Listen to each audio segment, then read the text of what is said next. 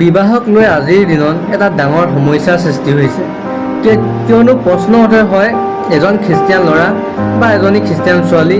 নিজৰ ধৰ্মক বাদ দি অন্য ধৰ্মৰ ল'ৰা বা ছোৱালীক বিয়া পাতিব পাৰে নে নোৱাৰে এই সম্পৰ্কে বাইবেলত কি লিখা আছে নেকি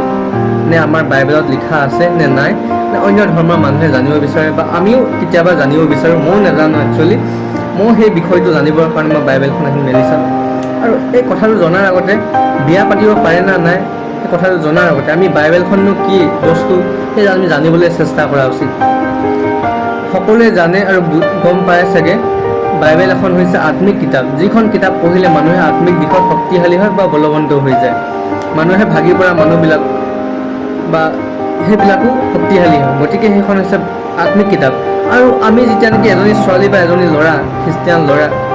যেতিয়া নেকি বিয়া পাতিবলৈ বিচাৰে বা বিয়া হয় সেই সময়ত যীশু খ্ৰীষ্টক সাক্ষী কৰি গীৰ্জাঘৰত বিয়া পাতে যেতিয়া আমি চাওঁ যিজন এজন খ্ৰীষ্টিয়ান ল'ৰা বা ছোৱালী যেতিয়া নেকি নিজৰ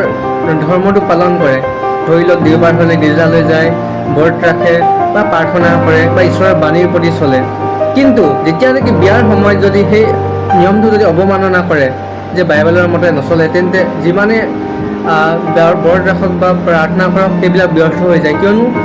এই এটা ভুলৰ কাৰণে যীশু খ্ৰীষ্টৰ সন্তানৰ পৰা বঞ্চিত হ'ব লগা হয় বা ঈশ্বৰৰ সন্তানৰ পৰা আমি দূৰ হৈ যাব লগা হয় তেন্তে বহুত মানুহে ক'ব বিচাৰে যে বিয়াৰ ক্ষেত্ৰত তুমি এনেকৈ তেনেকৈ নিয়মবিলাক মানা তথাপিও মোক বিশ্বাস নকৰা বা মোক ভগৱানৰ ওপৰত বিশ্বাস নাই কিয়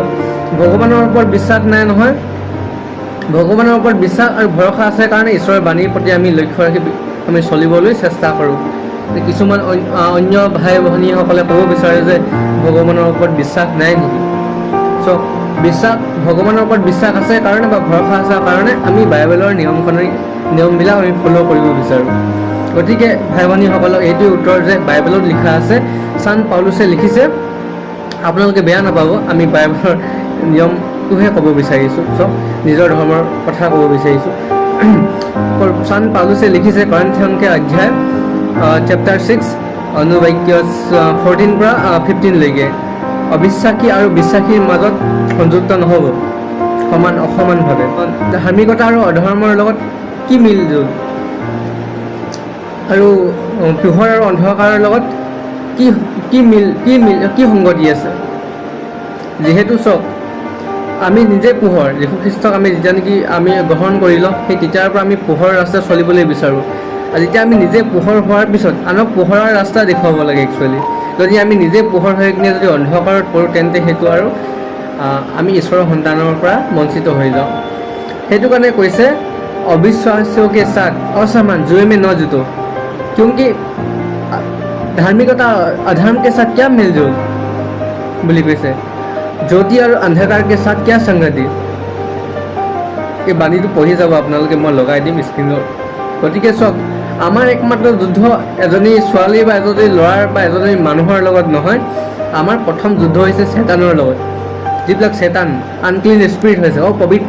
অপবিত্ৰ আত্মা যিবিলাক নেকি অপবিত্ৰ অশুদ্ধ সেইবিলাকৰ লগতে আমাৰ মেইন যুদ্ধখন আছে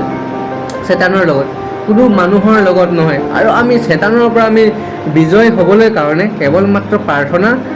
ব্ৰত আৰু ঈশ্বৰৰ বাণীৰ প্ৰতি ধ্যান দি আমি আগবাঢ়ি গ'লে আমাৰ জীৱনটো সুন্দৰ হ'ব গম পাইছে নহয় আমি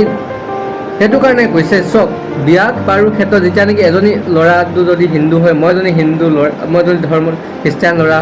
মোৰ পতি যদি হিন্দু হয় তেন্তে কি হয় আমি দুজন শাৰীৰিকভাৱে আমি বেলেগ বেলেগ আছোঁ কিন্তু আত্মিক দিশত আমি এক হৈ যাওঁ বিয়াৰ পিছত তেন্তে কি হ'ব পিছত তাৰ মতটো বেলেগ হ'ব তেখেতে যিটো মত পালন কৰি আহিছে সেই মতটো বেলেগ হ'ব আৰু মই যিটো পালন কৰি সেই মতটো মোৰ বেলেগ শেষত গৈ আমাৰ মাজত বিশ্বাসৰ ক্ষেত্ৰত মানে এনেকুৱা ফাট মেলি যাব ল'ৰা ছোৱালীৰ ক্ষেত্ৰত ফাট মেলি যাব সেই ফাট মৰাৰ প্ৰব্লেমটোৱে আমাৰ ঘৰতো আছে আমাৰ মা আৰু দেউতাৰ মাজত এটা সমস্যাৰ সন্মুখীন হৈছিলে সেই প্ৰব্লেমটো আমাৰ ক্ষেত্ৰত ল'ৰা ছোৱালীৰ ক্ষেত্ৰত আহি যায় প্ৰব্লেমটো এই ল'ৰা ইফালে যাব মাকৰ ফালে যাব নে ল'ৰা ছোৱালীৰ ক্ষেত্ৰত যাব সেই কথাটো মানে আহি পৰে গতিকে মই কথাটো বুজি মানে পাইছোঁ যে এজনী ল'ৰা যদি খ্ৰীষ্টান হয় ল'ৰাটো যদি খ্ৰীষ্টান হয় সেই খ্ৰীষ্টান ছোৱালীয়ে বিয়া পাতিব বা এজনী ছোৱালীজনী হিন্দু যদি হয় সেই হিন্দু ছোৱালী ল'ৰাৰ লগতে বিয়া হ'ব লাগে একচুৱেলি যদি সি ছোৱালীজনীয়ে যদি খ্ৰীষ্টান ল'ৰাৰ লগত যদি বিয়া পাতিব বিচাৰে তেন্তে প্ৰথমে ছোৱালীজনী খ্ৰীষ্টান হৈ ল'ব লাগিব যে প্ৰথমে আপুনি যীশু খ্ৰীষ্টৰ বিশ্বাসী হিচাপে ধৰ্মটো গ্ৰহণ কৰক, নহ'লে আপুনি অন্য ধৰ্মৰ যিটো আপোনাৰ ধৰ্মত আছে সেই ধৰ্মৰ লগত বিয়া পাতিলে আপোনাৰ কাৰণে ভাল হ'ব। আৰু ঈশ্বৰৰ বাণীত লিখা আছে যে তুমি যদি ঈশ্বৰক সৰ্বোচ্চ মনেৰে আজ্ঞাবিলাক পালন কৰা, তেন্তে মই তোমাৰ সকলো অন্য জলত আশীষ দিম বুলি কৈছে। আৰু তোমাৰ যিবিলাক নেকি বংশধৰ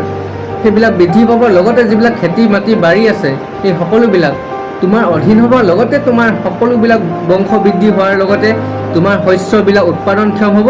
আৰু